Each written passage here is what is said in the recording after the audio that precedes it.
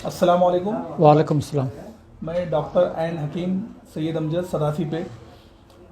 जैसा कि हम आप तमाम लोग जानते हैं कि हम सदासी पेट में जो है free knee pain, neck pain, shoulder pain और एंकल पेन का जो है ट्रीटमेंट कर रहे हैं।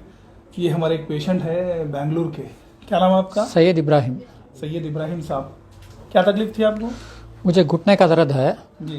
रात में उठने नहीं होता इस्तिंजा को वगैरह जाने के लिए, अगरचे उठा तो पसीना पसीना होता था जी।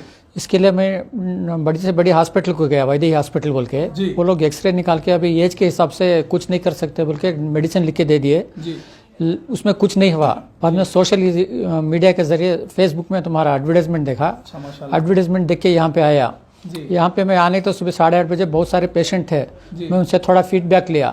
वो कुछ बता रहे थे कि मैं हम लोग पहले मजबूरी से चेयर पे बैठ के नमाज पढ़ रहे थे, अभी खड़ के नमाज पढ़ रहे हैं बल्कि। ये सुन के मुझे बहुत खुशी हुई क्योंकि चेयर पे बैठ के नमाज पढ़ने से नमाज दुरुस्त नहीं होती। अभी वो लोग ज़मीन पे सजदा करके नमाज पढ़ते हैं ना, ये सारा अजर सवाब हकीम साहब को जाता है। जब तक वो नमाज पढ़ते रहेंगे। नीचे नहीं, मैं तो चेयर पे अभी तक नहीं बैठ के पढ़ा अल्हम्दुलिल्लाह। लेकिन दूसरे यहाँ पे पेशेंट बोल रहे थे कि अब हमें जमीन पे सजदा कर रहे हैं, पहले सजदा नहीं कर सकते थे बोल के। ये तीसरा बार आया हूँ। माशाअल्लाह, अल्लाह के फजल से अभी बेहतर है। अभी मैं चैन से नींद कर रहा हूँ मैं। और यहाँ का माहौल, एटमॉस्फेयर इतना अच्छा है, घर के जैसा एटमॉस्फेयर है। पेशेंट्स के लिए यहाँ पे कूलर से कोल्ड वाटर का वाटर डिस्पेंसर सब डाले हैं। पैसे लेना तो दूर की बात, सब पूरा तो फ्री है, उल्टा ये खुद खाना खिला के अपने हाथों से भेजते हैं। ये बहुत बड़ी चीज़ है क्योंकि आजकल के ज़माने में बिना पैसे के कहीं भी कुछ भी नहीं होता, लेकिन यहाँ पे सब फ्री होता है। और ये जो है ना माशाल्लाह, ये बहुत अच्छा एक सवाब का काम कर रहे हैं। कितने बजे की ट्रेन में बैठे आप बेंगलुरु? मैं रात 7 बजे बैठा। बेंगलुरु के सैयद इब्राहिम साहब जो है बेंगलुरु से हमारे पास आते। कितने बजे की ट्रेन में बैठे? रात 7 बजे मैं ट्रेन में निकला, यहाँ पे 6 बजे पहुंचा।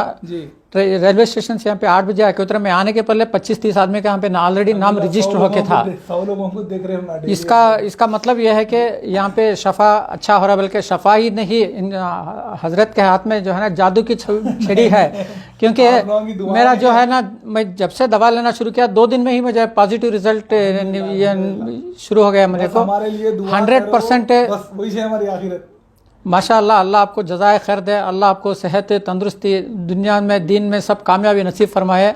जब तक हम लोग सजदा ज़मीन पे करके नमाज पढ़ते रहते हैं तब तक सवाब जारिया चलता रहता है इंशाअल्लाह। इससे बड़ा हुआ ये कहीं भी नहीं है। मेरे फिक्र शुरू हो गई थी रमज़ान का महीना, अभी तरावी कैसे पढ़ना, बल्कि अल्लाह के फज़ल से डॉक्टर अमजद साहब ने हमारी परेशानी को दूर कर दिए हैं। अभी आराम से हम रमज़ान में 30 दिन भी बाकायदा तरावी की नमाज आराम से पढ़ सकते हैं।